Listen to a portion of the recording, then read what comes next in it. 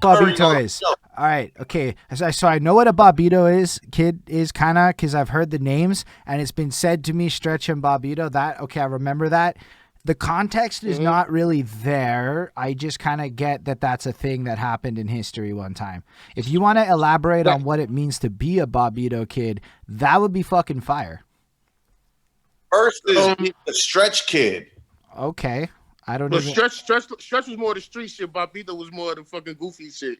See, if you really want to break it down, within the Stretch and Bobbito-ness of the situation, because you remember they had a rift. But to keep it general, like I said, I see you over there. Like, what the fuck are you talking about? Exactly. To keep it general, Stretch Armstrong. It was the Stretch Armstrong show. That was a show that was one of the most influential shows on the radio growing up. You know what I'm saying? And they actually and they were from I believe it was pretty much all of the 90s. Really, it was from like. WKCR was the station, 89.9, Columbia University, and it was on like pretty much until like from like 1990 to like 2000, pretty much 10 years. But that was pretty much the era where we were growing up in our shit and coming to age type shit. So like that Bobbito, he was the guy. Well, Stretch and Bobbito, Stretch Armstrong and Bobbito, they were the ones that played like. Say if you listen to Hot 97 or whatever. And I listened to Hot 97 too, but I'm not gonna act like I didn't.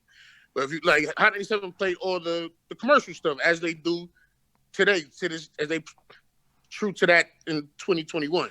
They played all the commercial stuff. But at that time, New York had a lot of, we still had. Remember, that's the era where Biggie was on the radio, like Bad Boy was running shit.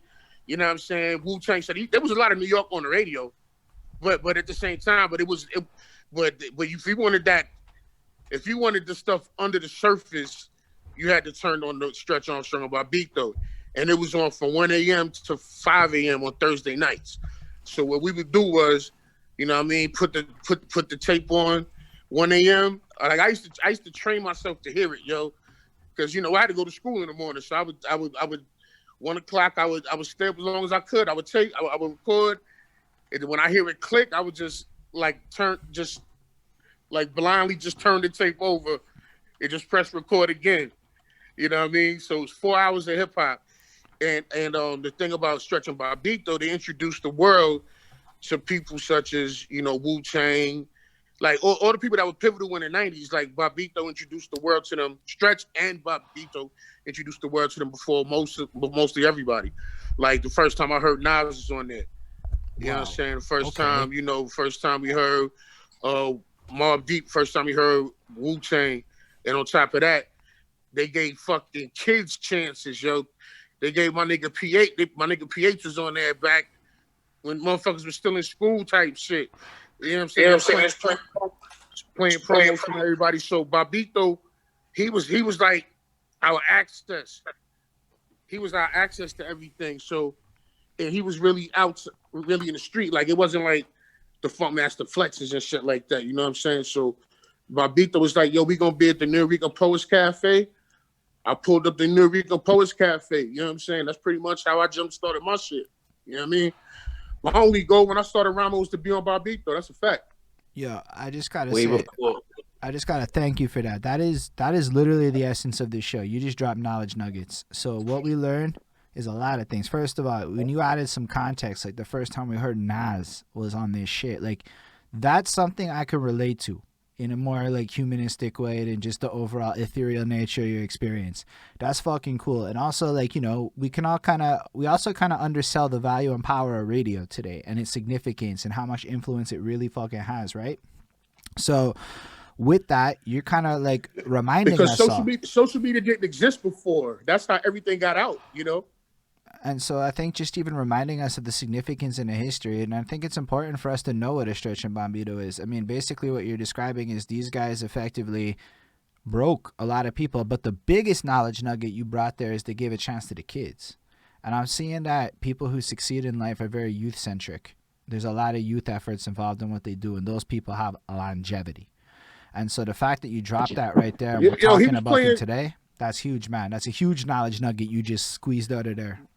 Bro, Bobbito was playing company flow records when LP was 18, 19 years old, right? LP one of my big homies in this shit, right? So he was playing like 8 Steps to Perfection, Juvenile Techniques, right? Before they was even on Gawkers. You know what I mean? Firing What You Burn Slow.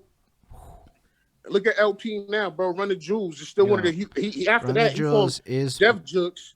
Put out ASAP Rock. Put out Cannibal Ox. Put out his own shit. Fantastic Damage. Put out multiple classics with that, and then now he reinvented himself with Killer Mike as Run the Jewels, man. Like LP, that lineage is crazy, bro. He's one of my favorite people. In my opinion, RTJ4 was album of the year last year. Like they're literally my favorite act right now in terms of music. You see how that connects? Yeah, man. You didn't even know who Stretch and Bobbito. You didn't even know the lineage of Stretch and Bobbito. Stretch and Bobbito was the reason that LP got on. Like, not saying that he wouldn't have got on without Bobbito and all of that, but of course. And LP is still one of the strongest acts out in music today. One of the biggest groups in indie music, period. That's just crazy. That's so cool. Like, that's why I'm so grateful that you're here talking to me about this stuff, because I'm not the only one sitting here tripping. Other people are in the comments going, wow, the whole way through this. I promise. You fucking tripping out a lot of people in a positive way. Thank you for sharing that. But I have one more question. I was going to tell you, Penn. Oh, yeah. Sorry, go ahead. Don't forget to, like, explain things all the way through. You know what I mean? Like, Pumpkinhead. Like, feel free, you know what I mean? Educate on each name, because not everybody. We know, but everybody else. No, we got this. But there's still one. We got one more really big question that never got answered in that explanation. We got context for the question. What's a Stretch and a Bobbito kid? We still didn't answer what those were. Okay.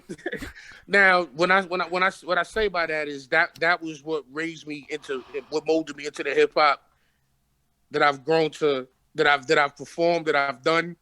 That's pretty much molded my hip hop persona.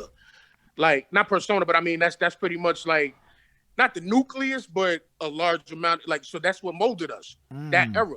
You know what I'm saying? Like, for me personally, that's what made me want to rhyme like that. I wanted to get on Bobbito because that's what I heard in school. You know what I'm saying? So when I was able to do that, I was like, you know what I mean? Like, that was literally all I wanted to do. That I didn't have any aspiration. Let me drop a record. Let me drop a single. Let me go on tour. Like, all that shit came later, bro. It was like, yo, let me go on Bobbito and murk this shit, yo. You know what I'm saying? Like, and I was able to do that with Lord Sid and all that, and that was pretty much my goal. Like, that's wild. Yeah, I had such lofty goals and visions. You know what I'm saying? No, but it's good to have lofty goals and visions. Yeah, that's what I mean. I was a Bobbito baby. You know what I'm saying? Like that. A lot of people overlook a lot of those artists don't get mentioned.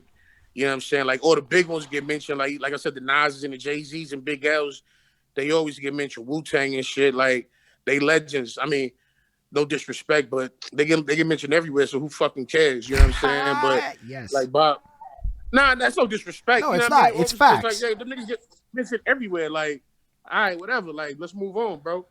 Like, you know what I'm saying? Like, he was for indie hip hop. You know what I'm saying? The whole psychological records, the whole Necro and everybody spawned from that.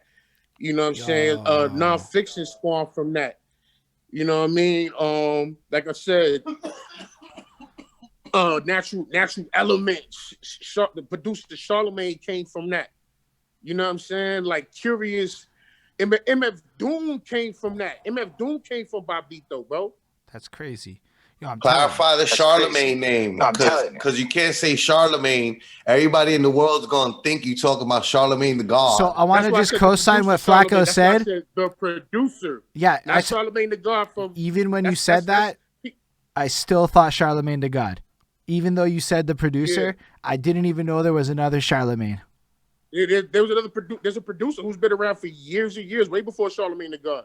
But he's a producer, so he's not vocal. Who, by the way, worked with, wasn't he the one that was working with Bianca when he was working with Dipset and them or something like that? I think he was the one that was like taking Bianca and Mahogany with like the connections of all this. It goes to show you that it's a big hip hop tree, and the roots go so deep that it touches everybody's families.